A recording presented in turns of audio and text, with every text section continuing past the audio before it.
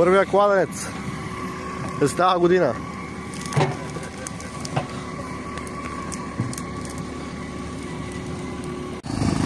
И днес на почистване на кладенец, доста широк,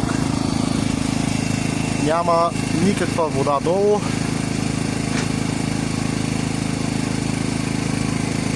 Пресъхнал. 7 метра е дълбок.